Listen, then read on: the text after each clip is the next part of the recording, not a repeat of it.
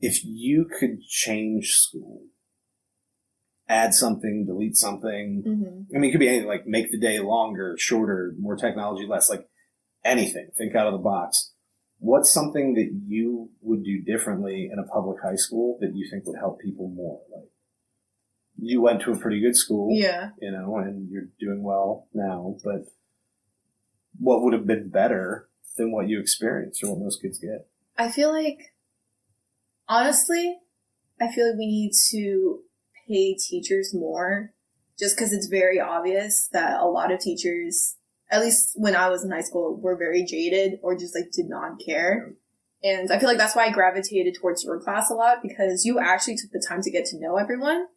And I feel like that's super rare. And I feel like if teachers were paid more to care, then it would be a totally different experience for a lot of kids who kind of need that extra like support system. Yeah. And yeah, like I just remember like many teachers, especially in math, and that makes sense because it's kind of just like this is what you have to do and this is the only way to get it. And something, you know, I will say that a lot of the better math teachers I know, and at Broad Run, the math department's awesome, you know, and I'm not just saying that, like, they go above and beyond. They do summer programs for the kids. They do like a boot camp for like 2 weeks before school starts. Come to the library. It's free. They don't even get paid for it. They pre-teach all this stuff so that you don't waste the first month of school in review. Nice. For the kids who show up, you know, like, that's awesome. Yeah. But I don't think that's typical. And I think that's one of the reasons that maybe a lot of people, if you're not good at math already. Yeah. I mean, I was terrible at math. Lean away from it because you don't have that personal touch. Yeah. And like every single math teacher I've ever had either gave up on me like almost immediately or just kind of let me slip on through. Why do you think that is? I mean, I know that I was a terrible student, and if I could get away with something, I would do my very best to do that. What do you mean you're a terrible student, though? Okay. Like, I mean, I taught you in an honors English class that you did reasonably well in, and that was a hard class. But you actually took the time to get to, like, to teach us personally. Right. And, like, that actually, like, I felt respected in your class. In other classes, I didn't really feel that personal touch or even acknowledged as a person. Like, I know that I'm your student, but am I a person to you?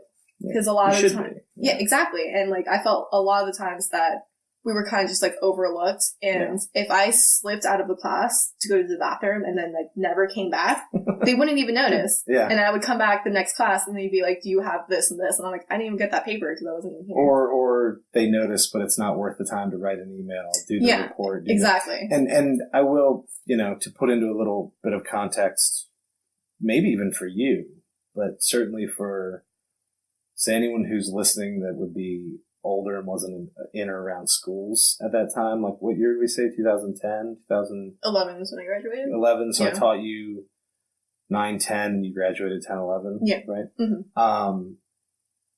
We're just on the other side of, like, the Great Recession. Mm-hmm. And so when the housing market tanks, property values tank, which means property taxes tank, and that's how you fund your local schools.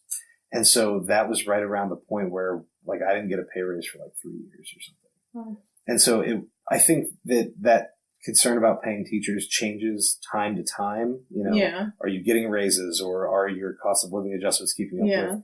And then also, you know, because when you're not getting paid, you don't feel valued. Yeah. You know, for better or worse, there's a lot of ways you can show people that you care and all the rest. But we live in a capitalist society where, you know, money talks. Mm-hmm. And when you're not getting even the little incremental raises that you normally expect, you start to feel like this doesn't matter to other people. Yeah, exactly. Like no one's really paying attention. And then it's easy, you know, I mean, I know I struggled with that a lot. I probably talked about money more the year I taught you in TA than maybe the one year after. See, but you never let that affect your students though. Well, no, because for me, it's, I always say anything that's worth doing is worth doing right. Mm-hmm. And, you know, you don't have to do it perfectly. You just do it the right way at a minimum. If it's not worth doing the right way, then you should find something else to do.